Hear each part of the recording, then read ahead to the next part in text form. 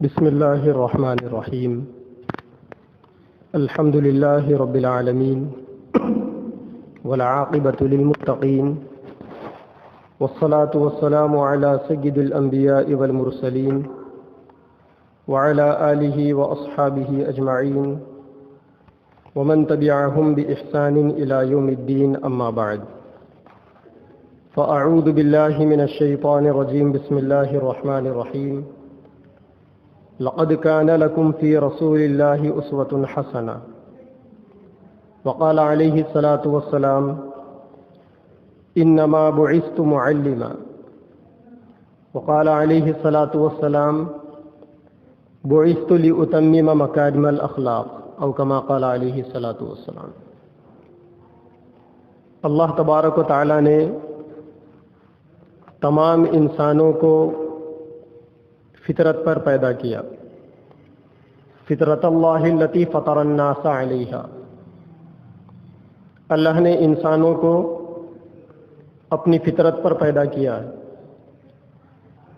انسان اسے کہتے ہیں جس کے اندر انسیت ہوتی ہے، جو دوسروں کے قریب ہونا چاہتا ہے. اسی لیے انسان کو انسان کہا جاتا ہے. اور انسان کو حیوان ناطق بھی کہتے ہیں، یعنی بات کرنے والا حیوان. حیوان جاندار چیزوں کو کہا جاتا ہے. اللہ کی جاندار مخلوق میں انسان ایسا جاندار ہے جو بات بھی کرتا ہے. تو اللہ تبارک و تعالی نے ہر انسان کے اندر یہ فطرت رکھی ہے کہ وہ اپنی اولاد سے بے پناہ محبت کرتا ہے. کہاوت بھی مشہور ہے کہ کوے کا بچہ کوے کو اچھا دکھتا ہے. تو انسان کی فطرت ہے وہ اپنی اولاد سے محبت کرتا ہے. اسی طریقے سے اولاد کی اولاد سے بھی آدمی کو محبت ہوتی ہے، چاہے وہ نواسے ہو یا نواسیاں ہو، پوترے ہو یا پوتریاں ہو. اسی طریقے سے نیچے والے جو رشتے ہوتے ہیں ان رشتوں کو اوپر والے رشتوں سے فطری طور پر محبت ہوتی. آدمی اپنی ماں باپ سے بھی محبت کرتا ہے، ماں باپ کے ماں باپ سے بھی محبت کرتا ہے. نانا نانی سے آدمی کو انسان کو محبت ہوتی ہے، دادا دادی سے انسان کو محبت ہوتی ہے. اور یہ سب انسانیت کی، انسان ہونے کی علامتیں ہیں. اور یہ جو محبتیں اللہ تبارک و تعالیٰ نے رکھی ہے یہ فطری طور پر ہے، ہر انسان کے اندر ہے یہ چیز. ان رشتوں کا احترام ہونا، ان رشتوں کی عظمتیں اپنے دلوں کے اندر ہونا، ان رشتوں کے اندر سامنے والوں کے ساتھ بہتر برتاؤ ہونا، یہ سب فطری باتیں. یہی وجہ ہے کہ روئے زمین پر جہاں اللہ تبارک و تعالیٰ نے خاندانی نظام قائم کیا، اللہ نے قرآن مجید کے اندر اس کو جتایا: یا ایھا الناس انا خلقناکم من ذکر و انثی. اے لوگوں، ہم نے تم کو مرد اور عورت سے پیدا کیا. وجعلناکم شعوبا وقبائل. اور ہم نے تمہاری الگ الگ ٹکڑیاں بنائی، الگ الگ خاندان بنائے، الگ الگ قبیلے بنائے. لتعارفوا، تاکہ تم ایک دوسرے کو پہچانو، سمجھ میں آئے کہ یہ آدمی فلاں خاندان کا ہے، سمجھ میں آئے کہ یہ آدمی فلاں قبیلے کا ہے. تو خاندانوں کے پہچان کے لیے، قبیلوں کے پہچان کے لیے اللہ تبارک و تعالی نے تعارف کے لیے انسان کے الگ الگ خاندان قبیلے بنائے. ان خاندانوں کے اخلاق کی بنیاد پر قائم رہنے کا جو بنیادی پوائنٹ ہے وہ یہ ہے کہ رشتوں کے اندر جو بڑے ہیں، بڑے اپنی جانب سے اپنے چھوٹوں کے ساتھ سرپرستانہ اور خیر خواہانہ برتاؤ کو برقرار رکھے. بڑوں کی جانب سے سرپرستی ہو، چھوٹوں کی ہمدردی ہو. اسی طریقے سے چھوٹوں کی جانب سے بڑوں کے حق میں تابع داری اور سعادت مندانہ پہلو بھی پیش نظر ہونا چاہیے.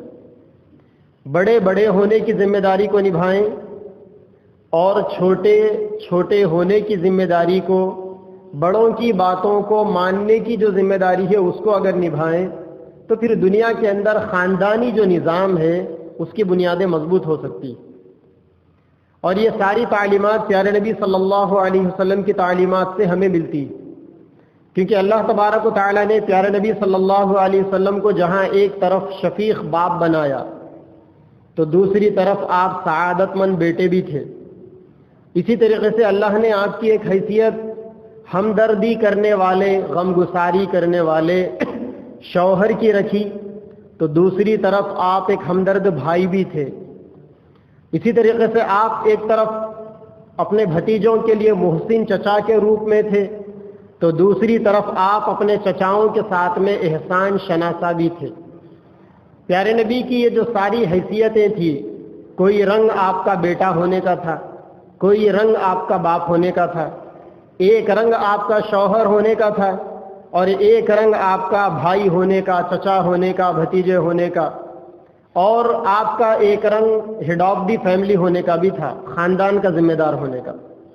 اور یہ سارے رنگ ایسے تھے کہ جس کو قیامت تک آنے والے انسان اگر اللہ کے نبی کے رنگ کو دیکھ کر اس رنگ میں اگر رنگنا چاہے اور اللہ کے نبی کے اس زندگی کی نقل اپنی زندگیوں میں اتارنا چاہے تو پھر مرنے کے بعد جنت کی کیا بات، انسان کو دنیا کی زندگی ہی جنت محسوس ہونے لگے گی، کیونکہ اللہ نے نبی کے بارے میں فرمایا لقد كان لكم في رسول الله اسوة حسنہ، اے لوگوں تمہارے لیے پیارے نبی صلی اللہ علیہ وسلم کی زندگی میں ایک بہترین نمونہ ہے۔ تو اللہ کے نبی جہاں نبی ہونے کی حیثیت سے نمونہ تھے، وہیں پر شوہر ہونے کی حیثیت سے، بیٹا ہونے کی حیثیت سے، باپ ہونے کی حیثیت سے، بھائی ہونے کی حیثیت سے، بھتیجا ہونے کی حیثیت سے، یا چچا ہونے کی حیثیت سے، یا خاندان کے ایک ذمہ دار ہونے کی حیثیت سے بھی آپ قیامت تک آنے والے انسانوں کے لیے نمونہ ہیں۔ اب ہماری یہ ذمہ داری ہے کہ ہم اللہ کے نبی کے اس نمونے کی کچھ مثالیں اپنے سامنے لائیں، اس کا مذاکرہ کریں، اس کو اپنے دماغوں کے اندر بٹھائیں اور اس پر عمل کریں۔ الحمدللہ گزشتہ کئی جمعہ سے اللہ کے نبی کی ان ساری حیثیتوں اور ان سارے رشتوں کے اندر آپ کے کردار کی تفصیلات چل رہی تھی۔ آج اللہ کے نبی کے ہیڈ آف دی فیملی، خاندان کے نانا یا دادا ہونے کی جو ذمہ داریاں ہیں، خاندانوں میں نانا کا جو کردار ہوتا ہے، دادا کا جو کردار ہوتا ہے، آج کے جمعہ میں اللہ کے نبی کی سیرت کے حوالے سے کچھ باتیں آئیں گی۔ ویسے تو اللہ تبارک و تعالیٰ نے پیارے نبی کے بارے میں فرمایا ما کان محمد ابا احد من رجالکم، کہ محمد صلی اللہ علیہ وسلم تم میں سے کسی مرد کے باپ نہیں ہیں، یعنی آپ کو 3 بیٹے تھے اور تینوں بیٹے بچپن میں ہی انتقال کر گئے۔ تو بچوں کو عربی زبان کے اندر ولد کہا جاتا ہے، اور جب بچہ جوان ہو جاتا ہے تو اسے رجل کہا جاتا ہے، جس کا پلورل ورڈ رجال آتا ہے۔ اللہ نے فرمایا ما کان محمد ابا احد من رجالکم، کہ محمد تم میں سے کسی مرد کے باپ نہیں ہیں۔ بچوں کے باپ تو تھے پیارے نبی، لیکن مردوں کے باپ نہیں، یعنی آپ کے بچے جوان ہونے سے پہلے ہی دنیا سے پردہ فرما گئے چھوٹی عمر میں۔ تو اس حیثیت سے آپ کے دادا ہونے کا جو کردار ہے اس کی حیثیتیں نمایاں طور پر تو کھل کر نہیں آتی، لیکن آپ کے نواسے تھے، نواسوں کے ساتھ نانا ہونے کی حیثیت سے آپ کا کردار کیا تھا، آپ کا برتاؤ کیا تھا، وہ کتابوں، سیرت کی کتابوں میں، احادیث کی کتابوں میں تفصیل سے موجود۔ مکہ مکرمہ کے اندر ایک نوجوان اللہ کے نبی کے پاس آ کر کچھ دن رہ گئے تھے۔ وہ نوجوان دوسرے علاقے کے تھے۔ اس نوجوان کے والد ڈھونڈتے ڈھونڈتے مکہ پہنچے، نوجوان مل گیا۔ باپ یہ چاہتا تھا کہ اس نوجوان کو لے کر اپنے ساتھ میں چلا جاؤں اپنے گھر۔ اس نوجوان نے اپنے باپ کے ساتھ میں چلنے سے انکار کر دیا اور اس نے کہا کہ ابا جان میں آپ کے ساتھ نہیں آؤں گا، میں پیارے نبی صلی اللہ علیہ وسلم کے ساتھ میں ہی رہوں گا، مجھے نہیں چاہیے، نہ آپ چاہیے، نہ ماں چاہیے، نہ گھر چاہیے، نہ خاندان چاہیے۔ لہذا باپ کو مایوس ہو کر مکہ سے واپس جانا پڑا۔ اس نوجوان کے اس جذبے کو دیکھ کر اللہ کے نبی نے اس نوجوان کو اپنا بیٹا بنا لیا، اڈاپٹ کر لیا آپ نے اس کو، جسے عربی میں متبنہ کہتے ہیں۔ اس نوجوان کا نام حضرت زید بن حارثہ تھا رضی اللہ تعالی عنہ۔ اللہ کے نبی نے مکہ کے اندر کعبۃ اللہ میں داخل ہو کر لوگوں کے سامنے آپ نے اعلان کیا کہ اس نوجوان کو میں نے اپنا بیٹا بنا لیا ہے، آج کے بعد یہ میرا بیٹا ہے۔ تو پورے مکہ کے اندر ایک بات مشہور ہو گئی، لوگ انہیں زید بن حارثہ نہیں کہتے تھے، حارثہ کا بیٹا کے طور پر نہیں کہتے تھے، بلکہ لوگ انہیں زید بن محمد یعنی محمد کا بیٹا کہتے تھے۔ پھر بعد میں اللہ تبارک و تعالیٰ نے متبنہ کے احکام قرآن مجید میں نازل فرمائے کہ اگر کوئی انسان کسی بچے کو اڈاپٹ کر لے، اپنا بچہ بنا لے، متبنہ کر لے، تو اس سے شریعت کے احکام نہیں بدلتے۔ اس کے صنف کے اندر اس کا جو اصل باپ ہے اسی کا نام کاؤنٹ ہوگا، جس نے اس کو اڈاپٹ کیا ہے اس باپ کا نام کاؤنٹ نہیں ہوگا۔ اس کی تفصیلات ہیں، یہاں اس تفصیلات کا موقع نہیں۔ تو اللہ کے نبی نے ایک بچے کو اپنا بیٹا بنا لیا تھا جن کا نام زید بن حارثہ تھا۔ یہ حضرت زید بن حارثہ جب انہوں نے اپنی بیوی حضرت زینب بنت جحش کو طلاق دے دی تو اللہ کے نبی نے اپنے اس بیٹے کا نکاح ام رومان سے کر دیا، ام ایمن سے کر دیا۔ جب زید بن حارثہ جو اللہ کے نبی کے منہ بھولے بیٹے تھے ان کا نکاح ام رومان سے ہو گیا، تو اب زید بن حارثہ کو ایک لڑکا ہوا جس لڑکے کا نام اسامہ تھا۔ گویا یہ لڑکا اللہ کے نبی کا منہ بھولا پوترا تھا، اور اللہ کے نبی اس بچے کے دادا ہوتے تھے۔ آپ صلی اللہ علیہ وسلم نے جہاں حضرت زید بن حارثہ کے ساتھ ایک باپ کے روپ میں برتاؤ کیا، گزشتہ 2-3 جمعہ پہلے یہ تفصیلات آ چکی ہے، وہیں پر آپ نے زید بن حارثہ کے بیٹے حضرت اسامہ بن زید کے ساتھ میں ایک دادا کے روپ میں آپ نے ایک مثال قائم کی۔ چنانچہ کتابوں کے اندر لکھا ہوا ہے کہ حضرت زید بن حارثہ رومیوں کے خلاف میں لڑتے لڑتے شہید ہو گئے تھے غزوہ موتا کے اندر، جنگ موتا میں۔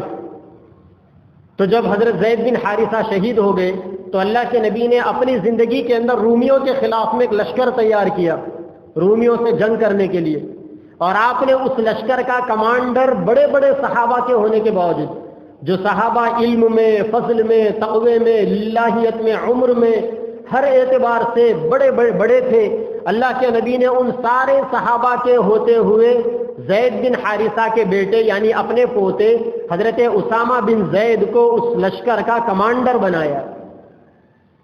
اور جب آپ کے آخری ایام چل رہے تھے، آپ اس لشکر کے بارے میں احکامات جاری کر رہے تھے، یہاں تک کہ آپ دنیا سے پردہ فرما گئے، اور وہ لشکر ابھی گیا نہیں تھا رومیوں کے خلاف جنگ کرنے۔ آپ کے دنیا سے پردہ فرمانے کے بعد جب سیدنا ابو بکر صدیق رضی اللہ تعالیٰ عنہ مسلمانوں کے امیر المومنین اور خلیفہ بنے، صحابہ نے مشورہ کیا کہ رومیوں کے خلاف میں جو فوج تیار ہوئی ہے، جو لشکر بنا ہے، اور اس کے جو کمانڈر حضرت اسامہ بن زید کو رکھا گیا بالکل نوجوان ہے، اس نوجوان کو ہٹا دیا جائے، ان کی جگہ پہ کسی تجربے کار صحابی کو بٹھایا جائے۔ حضرت ابو بکر رضی اللہ تعالیٰ عنہ نے وہی جواب دیا جو ایک کامل درجے کے ایمان والے کا جواب ہو سکتا تھا۔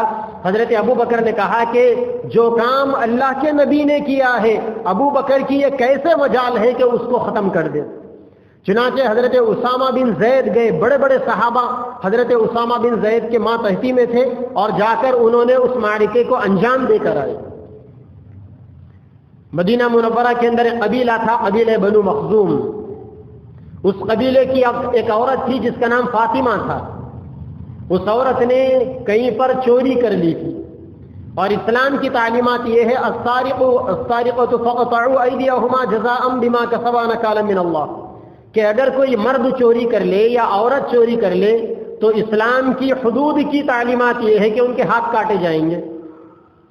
اب فاطمہ جو قبیلہ بنو مخزوم کی عزت دار عورت تھی، اور وہ قبیلہ مدینہ میں مانا ہوا قبیلہ تھا، معتبر قبیلہ تھا، ایک معتبر قبیلے کی یہ معتبر عورت تھی، لیکن ان سے ایک غلط کام ہو گیا تھا، چوری کا کام۔ اب اسلامی احکامات کا تقاضا یہ تھا کہ فاطمہ کے ہاتھ کاٹ دیے جاتے۔ چنانچہ اب لوگوں نے مشورہ کیا کہ فاطمہ کو بچانا چاہیے۔ لوگوں نے دیکھا کہ اللہ کے نبی کے سب سے چہیتے کون ہیں، قریبی کون ہیں، تو لوگوں کو سمجھ میں آیا کہ آپ کے سب سے قریبی آپ کے یہ پوترے ہیں حضرت اسامہ بن زید۔ چنانچہ لوگوں نے حضرت اسامہ بن زید کو اللہ کے نبی کے پاس سفارش کرنے کے لیے بھیجا کہ جاؤ جا کر فاطمہ مخزومیہ کے بارے میں سفارش کر دو کہ ان کے ہاتھ کاٹنے کے بارے میں اب جو اسلام کی تعلیمات ہے جس پر عمل ہونے والا ہے اس کے اوپر بریک لگا دیا جائے. شاید تمہاری شفقت میں تمہاری محبت میں اللہ کے نبی تمہاری سفارش کو قبول کر لے. تو لوگوں نے اتنے بڑے بڑے صحابہ تھے اور صحابہ بھی اللہ کے نبی کے بہت قریبی تھے، لیکن لوگوں نے بھی دیکھا کہ آپ کا اپنے اس منہ بھولے پوترے کے ساتھ میں جو برتاؤ ہے، جو محبتیں ہیں، یہ محبت وہاں پر رنگ لا سکتی ہے. اس کے لیے لوگوں نے حضرت اسامہ بن زید کو سفارشی بنا کر بھیجا. جب حضرت اسامہ بن زید گئے، اللہ کے نبی سے کہا کہ یا رسول اللہ، وہ جو قبیلے بنو مخزوم کی عورت فاطمہ نے چوری کر لیا، اس کے بارے میں ذرا سا معاف کر دیجئے، انہیں ان کے ہاتھ کاٹنے کے جو احکامات ہیں ذرا سا اس کو ختم کر دیجئے. اللہ کے نبی صلی اللہ علیہ وسلم کے چہرے کی رنگت بدل گئی. جب اللہ کے نبی غصے میں آتے تو آپ کا چہرہ سرخ ہو جاتا تھا اور آپ کی پیشانی کے اوپر رگیں ایسا پھول جاتی تھی، اور جو پسینہ اس موقع پر اللہ کے نبی کے چہرے انور پر نکلتا تھا وہ پسینہ کیا گویا موتیاں ہوتے تھے جو چمکتا تھا بالکل. اللہ کے نبی غصے سے آپ سرخ ہو گئے اور آپ نے کہا کہ اللہ تبارک و تعالیٰ کے حدود کے معاملے میں کسی کی سفارش کا سوال ہی پیدا نہیں ہوتا. فاطمہ مخزومیہ نے چوری کی ہے، اسامہ اگر محمد کی بیٹی فاطمہ بنت محمد بھی چوری کرتی تو اس کے بھی ہاتھ کاٹ دیے جاتے. یہ اللہ کے نبی صلی اللہ علیہ وسلم کی کھری کھری باتیں تھی اللہ تبارک و تعالیٰ کے احکامات کو اور اللہ تبارک و تعالیٰ کے دین کو روئے زمین پر لاگو کرنے کے سلسلے میں. مگر وہیں پر یہ بھی سمجھ میں آیا کہ آپ کو اپنے پوترے سے کتنی محبت تھی. لوگوں نے بھانپ لیا تھا کہ اس کی سفارش پوترا ہی کر سکتا ہے، اور یہ پوترا کوئی صلبی رشتے کا، خونی رشتے کا پوترا نہیں تھا. یہ منہ بھولا پوترا تھا جس کو آپ نے بیٹا بنا لیا. زید بن حارثہ رضی اللہ عنہ ان کے بیٹے تھے یہ حضرت اسامہ. البتہ اللہ کے نبی کے نواسے تھے، نواسیاں تھی. آپ کی 4 بیٹیوں میں 3 بیٹیاں اولاد والی تھی، ایک بیٹی کو اولاد نہیں ہوئی تھی.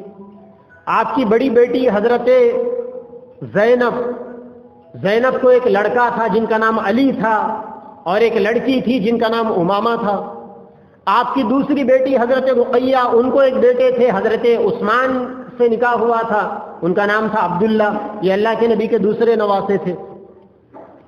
تیسری بیٹی حضرت ام کلثوم سے کوئی اولاد نہیں ہوئی تھی. اور آپ کی جو چوتھی اور آخری چہیتی بیٹی تھی بی بی فاطمہ، بعض کتابوں میں لکھا ہوا ہے کہ ان کے 3 بیٹے اور 3 بیٹیاں تھیں، اور اکثر کتابوں میں ان کے 2 بیٹے اور 2 بیٹیاں تو مشہور ہیں. 2 بیٹے یعنی اللہ کے نبی کے 2 نواسے حضرت حسن اور حسین. وہ تو بچے کو، مسلمانوں کے بچے کو مبارک نام یاد ہے حسنین کریمین کے. اور 2 بیٹیاں تھیں، ایک کا نام زینب تھا اور ایک کا نام ام کلثوم تھا. تیسری بیٹی کے بارے میں اختلاف ہے جن کا نام رقیہ تھا. کہتے ہیں کہ بی بی فاطمہ نے اپنی تینوں بہنوں کا نام، اپنی 3 بیٹیوں کا نام اپنے 3 بہنوں کے نام پر رکھا، زینب، ام کلثوم، رقیہ. اور 3 بچوں کے نام حسن، حسین، محسن. اب یہ محسن اور رقیہ کے بارے میں اختلاف ہے کتابوں میں. بہرحال اب اس طریقے سے اللہ کے نبی کے یہ 4 نواسے تو ہوئے، علی، عبداللہ، حسن اور حسین. اور یہ 3 نواسیاں ہوئی، امامہ، ام کلثوم اور زینب.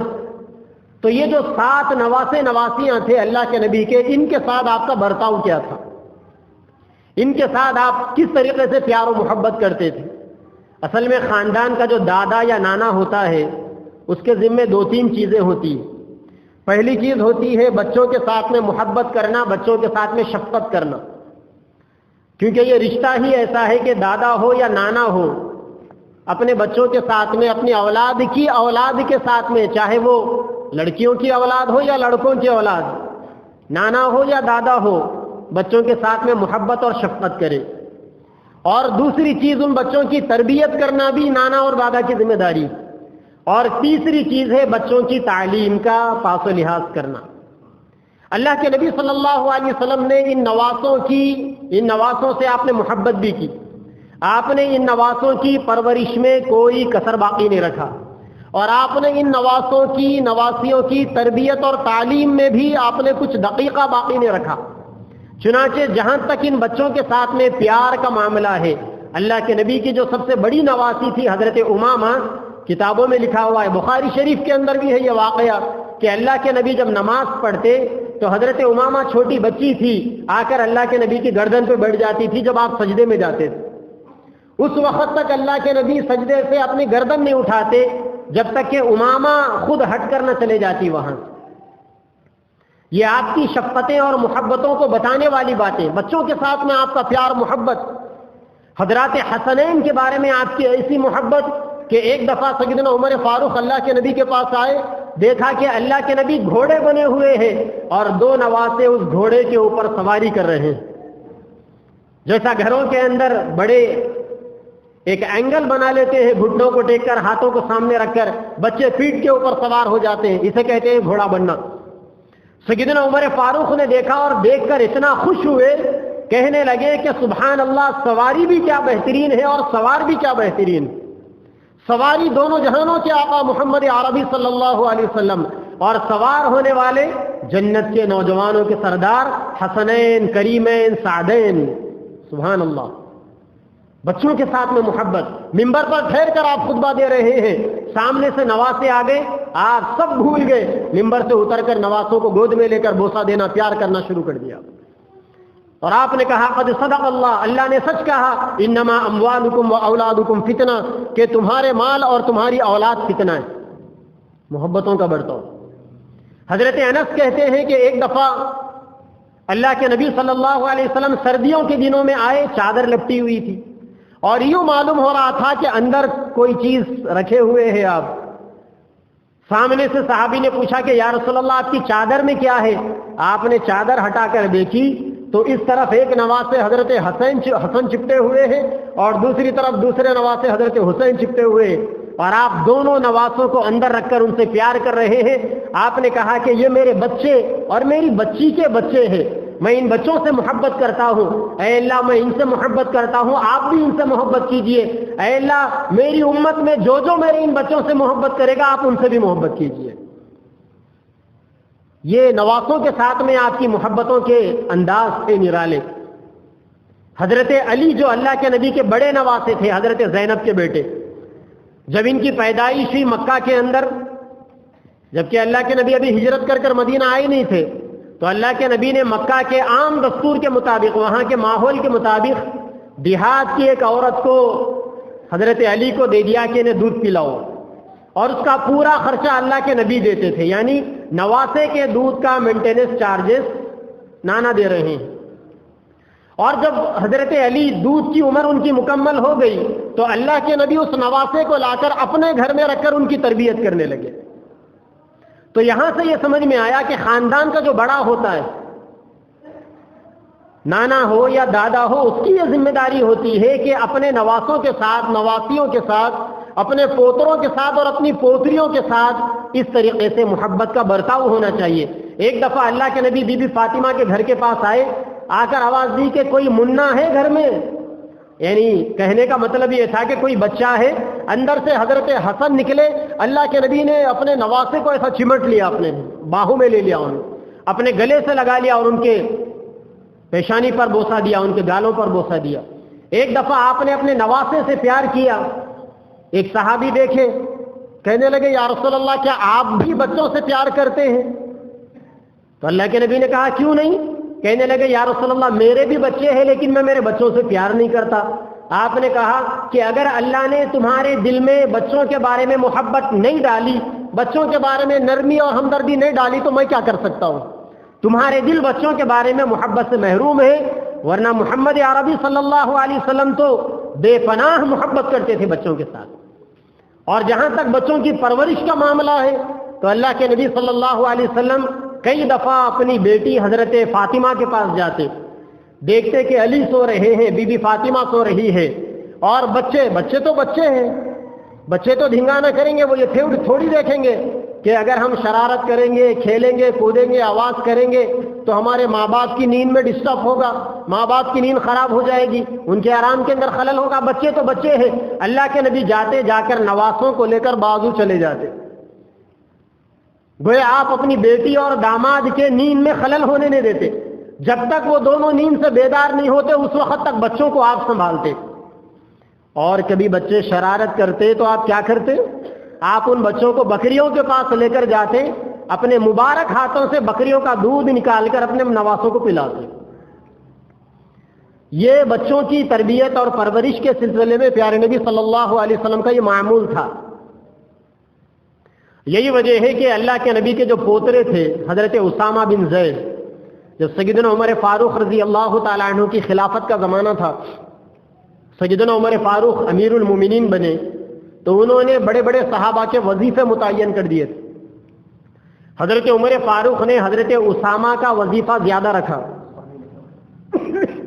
اور اپنے بیٹے عبداللہ ابن عمر، جو بڑے عالم صحابی، بڑے محدث، بڑے فقیہ، قرآن کے علوم کو جاننے والے حضرت عمر کے بیٹے حضرت عبداللہ ابن عمر، ان کا وظیفہ حضرت عمر نے کم رکھا، ان کا پینشن، اور حضرت اسامہ کا پینشن زیادہ رکھا.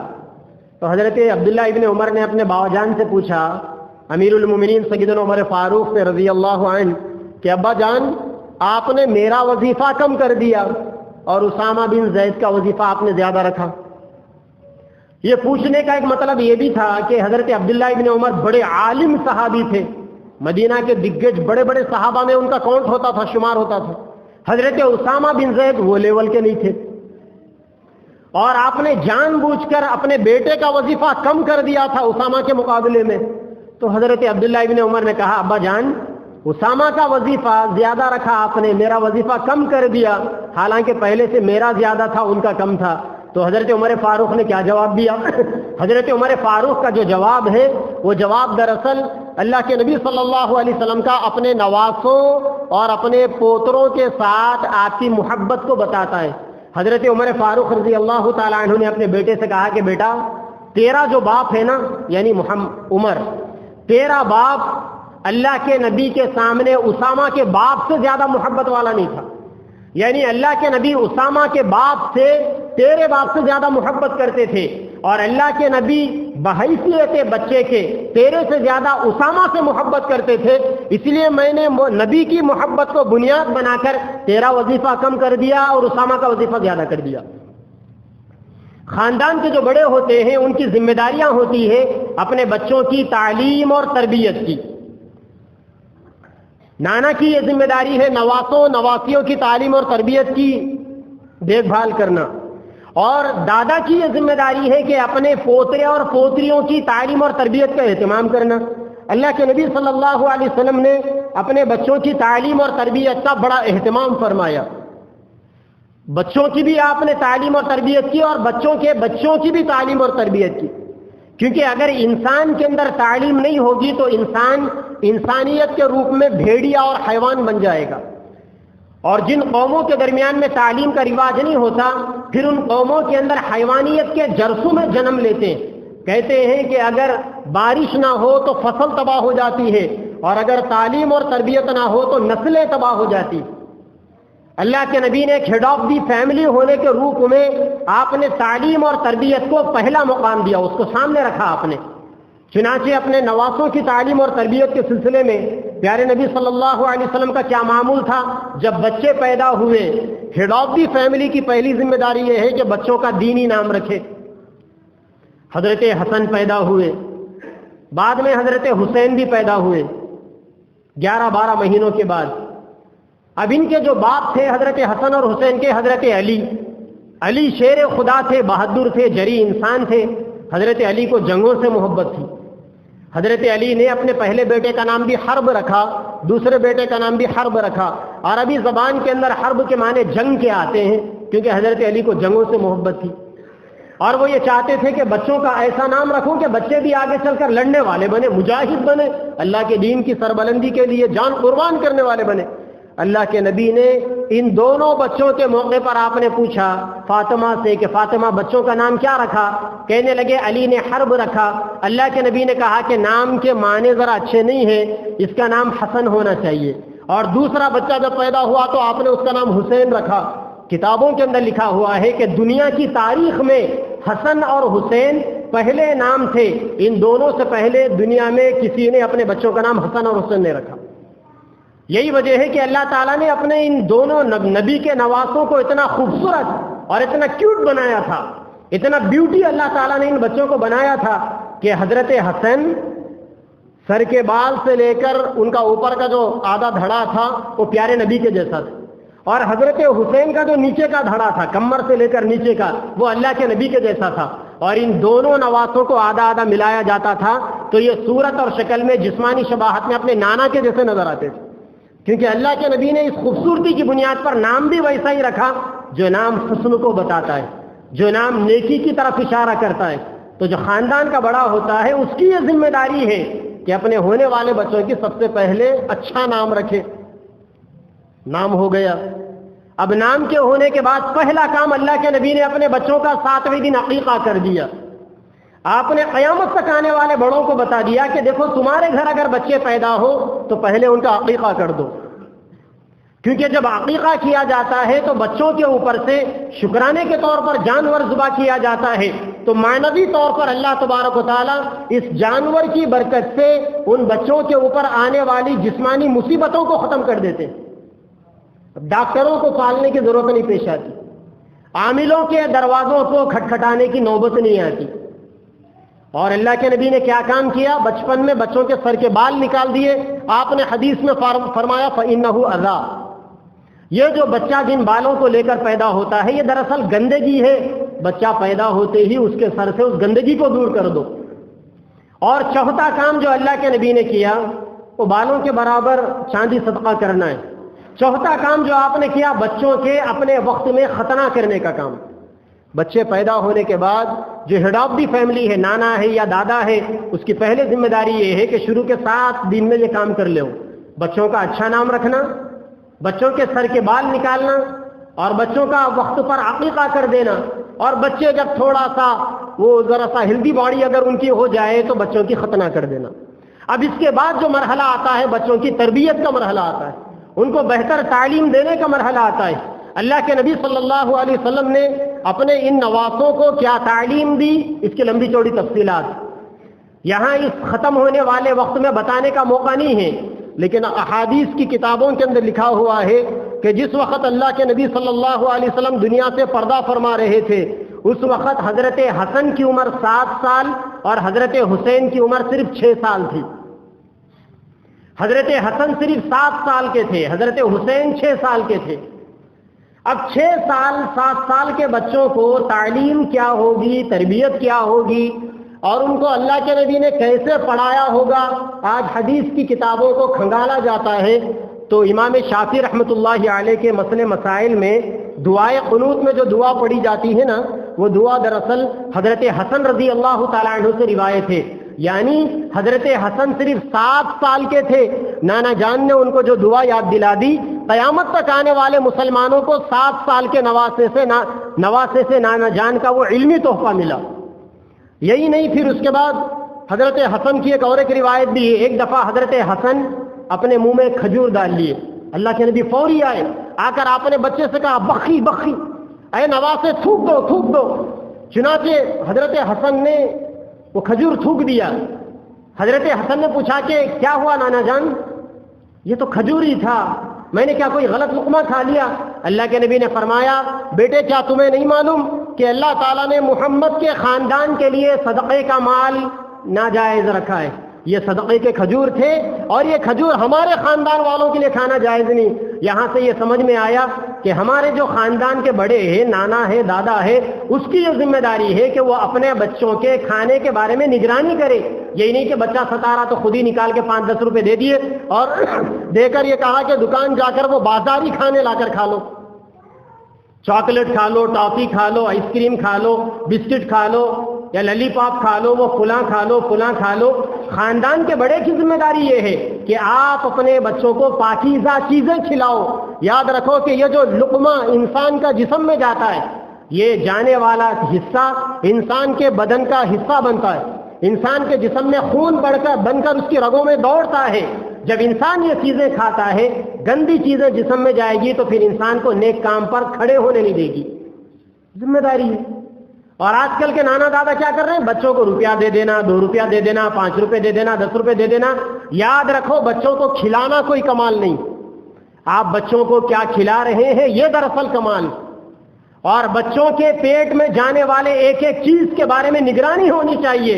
اگر آپ خاندان کے بڑے ہیں، اسی طریقے سے اللہ کے نبی صلی اللہ علیہ وسلم احادیث کے اندر اور بھی حدیثیں ہیں کہ اللہ کے نبی صلی اللہ علیہ وسلم کی ایک حدیث ہے کہ جو انسان فجر کی نماز پڑھ کر اسی جگہ پر بیٹھ کر کچھ دیر درود و شریف پڑھتا ہے اور ذکر و اذکار کرتا ہے، پھر جب اشراق کا وقت ہوتا ہے تو وہ اشراق کی نماز پڑھ کر اٹھتا ہے، اللہ کے نبی نے فرمایا ایسا کرنے والے کے لیے یہ عمل اس کے اور جہنم کے درمیان میں آڑ بن جائے گا، اس کے اور جہنم کے درمیان میں رکاوٹ کا ذریعہ بنے گا۔ حضرت حسن صرف 7 سال کے بچے ہیں اور امت کو حضرت حسن کے ذریعے سے تعلیم ملی، حضرت حسین کو بھی ان کے ذریعے سے بھی اور حدیث مروی۔ ایک واقعہ سنا کر اپنی بات کو ختم کرتا ہوں۔ اللہ کے نبی نے کس طریقے سے اپنے نواسوں کی تربیت کی۔ آپ صلی اللہ علیہ وسلم دنیا سے رخصت ہو گئے، حضرت حسن اور حسین جوان ہو گئے۔ اللہ کے نبی کے بعد سیدنا ابو بکر کا زمانہ آیا، سیدنا عمر فاروق کا زمانہ آیا، سیدنا عثمان غنی کا زمانہ آیا، سیدنا علی مرتضیٰ کا زمانہ آیا، پھر اس کے بعد مسلمان اسلام کے 5ویں خلیفہ سیدنا امیر معاویہ رضی اللہ تعالیٰ عنہ کا زمانہ آیا، اور اب مسلمانوں کا جو ہیڈ کوارٹر تھا وہ دمشق کے اندر ملک شام کے اندر اب جا کر بنا۔ اب یہاں حضرت حسن اور حسین بڑی عمر کے ہو گئے، ان کو بھی اولاد ہو گئی، اولاد کی اولاد ہو گئی، لیکن اس کے باوجود اللہ کے نبی اپنی قبر کے اندر سے بھی اپنے نواسوں کی تربیت کے سلسلے میں بے خبر نہیں رہے۔ یہ اہل سنت والجماعت کا عقیدہ ہے کہ تمام انبیاء کرام اپنی قبروں میں زندہ ہیں، اور اللہ کے نبی نے حدیث میں فرمایا کہ ہر پیر کے دن، ہر منگل کے دن امت کے ایک ایک آدمی کے سارے اعمال نبی کے سامنے پیش کیے جاتے ہیں۔ تو جب نواسوں کے اعمال نبی کے سامنے پیش ہو رہے تھے ہوں گے تو نبی کو تو شعور ہے اس کا، اور اللہ کے نبی نے فرمایا کہ جو لوگ مجھ پر میری قبر پر مدینہ میں آ کر درود پڑھتے ہیں میں اسے ڈائریکٹ سنتا ہوں، اور جو لوگ دنیا کے کسی بھی کونے میں درود پڑھتے ہیں فرشتے وہ درود لا کر نبی کے پاس پہنچاتے ہیں، نام لے کر پہنچاتے ہیں کہ یا رسول اللہ یہ درود یہ احرار نے پڑھا، مفتی عبدالمعید شامزی کے بیٹے نے پڑھا، نام کے ساتھ نے مفتی عبدالمعید شامزی نے پڑھا، معین خان کے بیٹے نے پڑھا، نام کے ساتھ فرشتے نبی کے سامنے جا کر ہمارا درود پہنچاتے ہیں۔ تو امت کے ہر امتی کا عمل اللہ کے نبی کے بارگاہ میں حاضر ہوتا ہے۔ سیدنا امیر معاویہ خلیفہ ہے، حضرت امیر معاویہ نے نبی کے صحابہ کا نبی کے نواسوں کا اکرام کرتے ہوئے حضرت حسن کے لیے سال میں 1,00,000 روپے ان کا پینشن منتخب کیا۔ ہر سال حضرت امیر معاویہ ملک شام سے حضرت حسن اور حسین کے لیے 1,00,000 روپے الگ الگ بھیج دیتے تھے ان کے سال بھر کے مینٹیننس کے لیے، نبی کے نواسے اور نبی کی قرابت کی بنیاد پر۔ ایک سال وہ 1,00,000 روپے نہیں آئے۔ حضرت حسن ایک دفعہ فجر کی نماز پڑھ کر بیٹھے، آپ نے دیکھا کہ تھوڑا سا زندگی گزارنا مشکل ہو گیا، اور وہ جو 1,00,000 روپے آتے تھے وہ 1,00,000 روپے آئے نہیں۔ چنانچہ حضرت حسن کے دل کے اندر خیال آیا کہ امیر معاویہ کو لیٹر لکھنا چاہیے، انہیں یاد دلانا چاہیے کہ صاحب اس سال کا ہمارا جو وظیفہ ہے ابھی پہنچا نہیں۔ چنانچہ انہوں نے اپنے خادم سے کہا کہ ایک کاپی اور پین لے کر آؤ، ایک پیپر اور لکھنے کا قلم لے کر آؤ۔ چنانچہ وہ لا کر دیا۔ اچانک حضرت حسن کے دل کے اندر خیال آیا، انہوں نے خط لکھنا بند کر دیا، رکھ دیا اس کو بازو میں۔ اس دن رات میں جب سوئے تو خواب میں نانا جان آئے اللہ کے نبی صلی اللہ علیہ وسلم، اور آ کر اللہ کے نبی نے پوچھا کہ بیٹے کیسے ہو؟ حضرت حسن نے کہا کہ نانا جان پریشان ہوں۔ اللہ کے نبی نے کہا کہ پھر اس پریشانی میں تم نے کیا کیا؟ حضرت حسن نے کہا کہ امیر معاویہ کو خط لکھنا چاہا اپنی پریشانی سنانے کے لیے، لیکن پھر خیال آ گیا، چھوڑ دیا۔ تو اللہ کے نبی صلی اللہ علیہ وسلم نے خواب میں کیا کہا؟ خواب میں اللہ کے نبی نے اپنے نواسے سے کہا کہ بیٹا کیا تم دنیا کے اندر اس لیے آئے ہو کہ اپنی جیسی اللہ کی مخلوق سے مانگو؟ اللہ سے مانگو تم۔ پھر اس کے بعد اللہ کے نبی نے انہیں خواب میں ایک دعا یاد دلائی، حدیث کی کتابوں کے اندر وہ دعا موجود ہے، میں اس کا ترجمہ پڑھ کر آپ کے سامنے سنا دیتا ہوں۔ اللہ کے نبی نے کہا بیٹا یہ دعا کرو، اے اللہ میرے دل میں امید ڈال دے اور غیر کی امید کو دل سے نکال دے، تاکہ تیرے سوا میں کسی سے امید نہ لگاؤں۔ اے اللہ جس چیز میں میری قوت کمزور اور میرا عمل کوتاہی کا شکار ہو جائے اس پر میری رغبت ختم نہ ہوئی، اور نہ ہی اس سے میری ضرورت پوری ہوئی، اور نہ ہی وہ میری زبان پر جاری ہو سکا، یعنی وہ یقین جو تو نے اگلے اور پچھلے لوگوں میں سے کسی کو عطا فرمایا ہو، اے تمام جہانوں کے رب مجھے خاص طور پر وہ یقین عطا فرما۔ اور مجھے اپنے ذات سے مانگنے کا ڈھنگ سکھا دے۔ اللہ کے نبی نے کہا کہ بیٹا ہر نماز کے بعد یہ دعا پڑھو۔ حضرت حسن کہتے ہیں کہ میں نے یہ دعا پڑھنا شروع کیا، ابھی ایک ہفتہ بھی نہیں گزرا تھا کہ ملک شام سے قاصد آیا اور آ کر اس نے وہ اشرفیوں کی تھیلی دی اور کہا کہ یہ امیر المومنین امیر معاویہ نے دیا۔ کھول کر دیکھا گیا تو ہر سال امیر معاویہ 1 لاکھ روپے بھیجتے تھے، اس سال حضرت امیر معاویہ نے 15 لاکھ روپے بھیجے تھے۔ پھر اسی دن اللہ کے نبی پھر خواب میں آئے، آ کر پوچھا نا بیٹا کیا حال ہے؟ کہنے لگے نانا جان میں نے آپ کے کہنے پر یہ دعا مانگی اور اللہ تعالیٰ نے صرف 1 ہفتے کے اندر دعا قبول کر لی اور امیر معاویہ نے مجھے 15 لاکھ روپے بھیج دیے۔ اللہ کے نبی نے کہا کہ بیٹا یہ بدلہ ہے ان لوگوں کا جو اللہ کی مخلوق کو چھوڑ کر، اللہ کے بندوں کو چھوڑ کر براہ راست اللہ تبارک و تعالیٰ سے مانگتے ہیں۔ تو اس طریقے سے پیارے نبی صلی اللہ علیہ وسلم نے دنیا سے پردہ فرمانے کے باوجود بھی اپنے نواسوں کی تعلیم اور ان کی تربیت میں آپ نے کسی قسم کی کوئی کوتاہی نہیں چھوڑی۔ آپ اپنے قبر اطہر کے اندر آرام فرما رہے ہیں، انسانوں کے درمیان میں نہیں ہے، لیکن آپ کی پوری نظر آپ اپنے نواسوں کے پیچھے ہے۔ آج اللہ کے نبی کا یہ طرز عمل آج امت کے نانا کو، امت کے دادا کو، ہیڈ آف دی فیملیز کو یہ پیغام دیتا ہے کہ دیکھو اگر تم مسلمان ہو، مسلمان بن کر پیدا ہوئے ہو تو تمہاری یہ ذمہ داری ہے کہ تمہارے بچوں کی تعلیم کے بارے میں تمہیں بے خبر نہیں رہنا چاہیے، تمہارے بچوں کی تربیت کے بارے میں تمہیں بے خبر نہیں رہنا چاہیے۔ آج مصیبت یہ ہے، جہالت کا عالم یہ ہے کہ اگر کوئی بچہ جماعتوں میں جا کر، علماء کی مجلسوں میں شرکت کر کر، مکاتب کے ماحول سے متاثر ہو کر اگر داڑھی بھی رکھ لیتا ہے تو اس کا نانا اور اس کا دادا، اس کے خاندان کے بڑے لوگ کیا اس کے دین کے معاملات کے اندر خاص مدد کریں گے؟ الٹا تانا دیتے ہیں کہ تمہاری عمر ہی کیا ہے، ابھی تو تم بچے ہو، داڑھی کاٹ لو، جب زیادہ بڑے ہو جاؤ گے، شادی ہو جائے گی تو داڑھی رکھ لینا۔ یہ سارا کا سارا معاشرہ آپ دیکھ لیں گے ہمارے معاشرے کے اندر، یقیناً یہ طرز عمل یہ بتاتا ہے کہ ہمارا معاشرہ نبوی تعلیمات سے بھٹک گیا اور ہماری زندگیاں اللہ کے نبی کی تعلیمات کی پٹری سے اتر گئی۔ ابھی 31 دسمبر آنے والا ہے، نیو ایئر آنے والا ہے۔ امت کے جو ذمہ داران ہیں، جو خاندان کے بڑے لوگ ہیں، ان کی ذمہ داری ہے کہ آپ نگرانی کرو اپنے بچوں کی۔ بچے آپ کے اپنی جوانیوں کا اور اپنے پیسوں کا اور اپنے اوقات کا اور اپنی توانائیوں کا اس طریقے سے فضول کا اسراف نہ کرے۔ نوجوان ہمارے پتہ نہیں کیا کیا کر رہے ہیں، کوئی چھوٹی موٹی خوشی ہو گئی، کوئی ایک کپ اٹھا کے آگے جیت کر آ کر بینڈ باجا، ناچ گانے اور ڈی جے لگا کر ناچنا۔ کیا ان نوجوانوں کو بتانے والا کوئی ہے ہی نہیں؟ ان کے نانا مر گئے، کیا ان کے دادا مر گئے، کیا ان کے باپ اور ان کی ماں مر گئی؟ کیا یہ نوجوان ایسا نوجوان ہے معاشرے کا کہ جن کا کوئی سرپرست نہیں ہے؟ یہ لاوارث نوجوان تو نہیں معاشرے کے؟ ہماری یہ ذمہ داری ہے۔ اللہ کے نبی کا یہ طرز عمل اور آپ کا یہ بچوں کی تربیت کے سلسلے میں یہ پہلو ہمارے سامنے ہونا چاہیے۔ جب تک ہم زندہ رہے بچوں کی نگرانی، بچوں کی دیکھ بھال، ان کی تعلیم اور تربیت ہونی چاہیے۔ یاد رکھو اگر ہم یہ کام نہیں کریں گے، جو ماں باپ مر کر قبروں میں چلے جاتے ہیں، اگر وہ اولاد کی صحیح تربیت کرتے ہیں، بچہ نیکی کرتا ہے، اللہ نیکی کا بدلہ مرنے والے باپ کو بھی دیتے ہیں۔ اور اگر کوئی ماں باپ اولاد کی صحیح تربیت نہیں کرتے، ماں باپ تو مر جاتے ہیں، نانا نانی دادا دادی تو مر جاتے ہیں، لیکن ان کی یہ بگڑی ہوئی اولاد مرنے کے بعد بھی ان کی نحوستیں ان کا پیچھا نہیں چھوڑتی اور ان کے کالے کرتوتوں کا وبال قبر کے اندر ان کو بھگتنا پڑتا ہے۔ اس لیے اللہ تبارک و تعالیٰ پیارے نبی صلی اللہ علیہ وسلم کی تعلیمات کی روشنی میں ہم کو ان باتوں پر عمل کرنے کی توفیق عطا فرمائے۔ معاشرے کے جو ذمہ داران ہیں ان کو اپنی ذمہ داری بخوبی طور پر پوری کرنے کی توفیق عطا فرمائے۔ وآخر دعوانا ان الحمد للہ رب العالمین۔